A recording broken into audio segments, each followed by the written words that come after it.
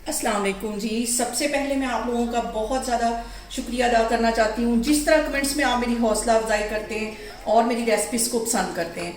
आज मैं बनाने लगी हूँ चिकन के कोफ्ते बहुत इजी तरीके के साथ, और इस दुआ के साथ हम इसको बनाना शुरू करते हैं कि जहाँ रहें हंसते रहें और हंसाते रहें। यहाँ पे मैंने आधा किलो की जितना बोनलेस चिकन ले लिया है, उसको एक चॉपर में मैं डाल दूंगी। और अब यहाँ पे मसालों में सबसे पहले जाएगा नमक। आधा टीस्पून के करीब मैं नमक डाल दूंगी, क्योंकि मैं इसकी ग्रेवी में भी नमक डालूंगी, इसलिए इस पॉइंट पे नमक ज़्यादा नहीं डालना। और 1.5 टीस्पून भर के इसके अंदर सूखा धनिया डाल देंगे। इससे जो कोफ्तों का फ्लेवर है वो बहुत मज़े का आता है। इसके साथ ही आधा टीस्पून से थोड़ी सी कम ये हल्दी है, ये इसमें चली जाएगी। कुटी हुई मिर्च है 1 टीस्पून के करीब, ये इसमें चली जाएगी।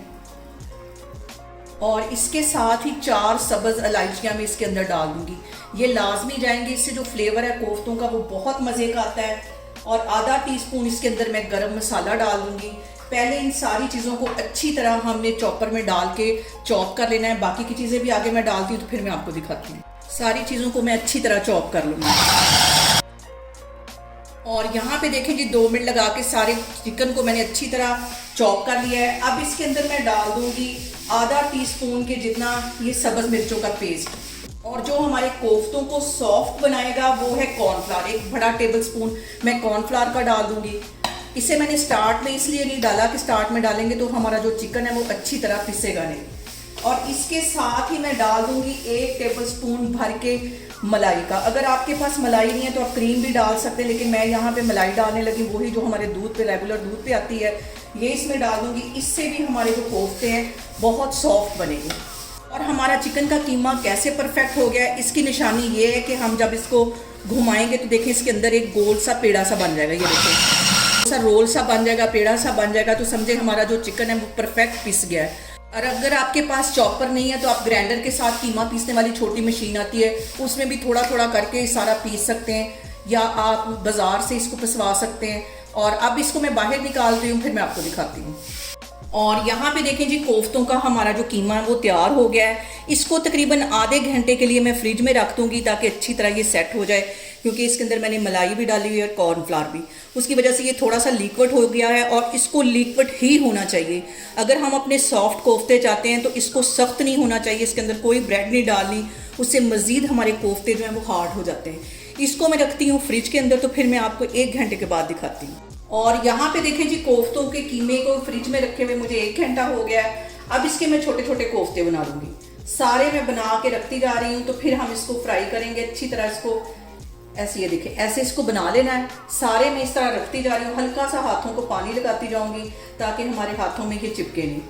सारे मैं इस तरह बना लेती हूँ, फिर मैं आपको दिखाती हूँ। और यहाँ पे देखिए जी, मैंने ऑयल गर्म होने के लिए रख दिया। ज़्यादा तेज़ गर्म ऑयल नहीं होना चाहिए। इसमें ये मैं कोफ्ते डाल दूँगी जो मैंने बना के रखे हुए थे। और आप इसके बबल से अंदाज़ा लगा सकते हैं कि ऑयल ज़्यादा गर्म नहीं है, वरना ये फ़ौरन ऊपर से जल जाएंगे और अंदर से कच्चे रहेंगे। और बहुत ही ये सॉफ्ट बने हुए हैं। सारे कोफ्ते मैं इसमें डालती जाऊंगी और बिल्कुल हल्की आग पे हम इसको फ्राई करेंगे। और कोफ्तों को डालने के बाद इसमें मैं चम्मच से इसको नहीं हिलाऊंगी, हल्के हाथों से बस कढ़ाई को हिलाऊंगी ताकि जो कोफ्ते हैं वो अपनी साइड चेंज कर दें, क्योंकि बहुत ही नरम है। आप उसको हल्का सा प्रेस करेंगे तो जो कोफ्ते हैं हमारे टूट जाएंगे। और यहाँ पे देखें जी, कांटे की हेल्प से बिल्कुल हल्के हाथों से कोफ्तों की मैं साइड चेंज करूँगी। और इसका जो फ्राइंग का टाइम है तकरीबन 8 से 10 मिनट है। हल्की आग पे कर रही हूँ। इसी तरह मैं सारे कर लूँगी, फिर मैं आपको दिखाती हूँ। और यहाँ पे देखें जी, कोफ्तों को फ्राई करते वक्त सबसे अहम बात हमेशा की तरह एक ही है कि आपने मेरी रेसिपीज बनाते वक्त घबराना नहीं है। बिना स्किप किए हुए आप मेरी वीडियोस देखें। और अगर अभी तक आपने मेरे चैनल को सब्सक्राइब नहीं किया तो प्लीज़ उसको सब्सक्राइब करें। और अपने मैं नए सब्सक्राइबर का दिल से शुक्रिया अदा करती हूँ, जिस तरह वो मुझे सपोर्ट करते हैं और मेरी रेसिपीज़ को पसंद करते हैं। और यहाँ पे देखें जी, कोफ्ते हमारे फ्राई हो गए। सब के ऊपर इक्वल कलर आया, ये नहीं कि कोई ब्राउन हो कोई लाइट ब्राउन हो।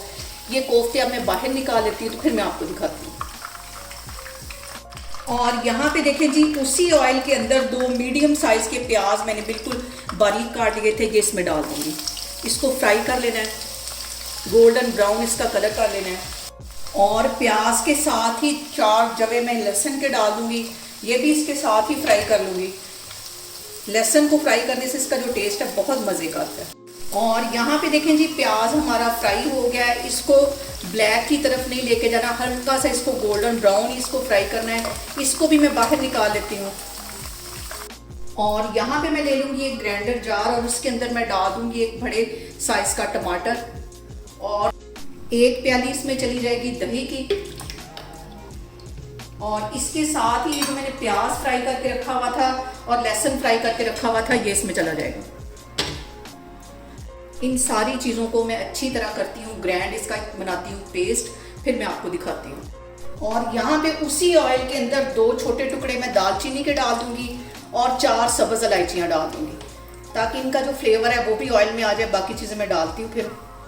और अब इसके अंदर मैं डाल दूँगी ये जो मैंने पेस्ट बना के रखी थी टमाटर, प्याज और दही की, ये इसमें चली जाएगी।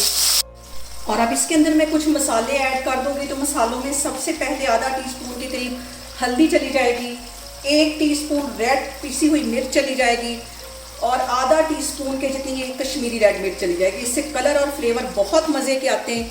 ये इसमें चली जाएगी, इसको मिक्स कर लेना है। और इसके साथ ही 1 टीस्पून के जितना मैं नमक डाल दूँगी। नमक और मिर्च आप अपने टेस्ट के मुताबिक सेट कर सकते हैं। अच्छी तरह इसको भून लेना है। और यहाँ पे इसके साथ ही मैं कोफ्ते डाल दूँगी ताकि कोफ्तों के अंदर भी सारे मसालों का फ्लेवर अच्छी तरह चला जाए। ये इसमें चले जाएंगे।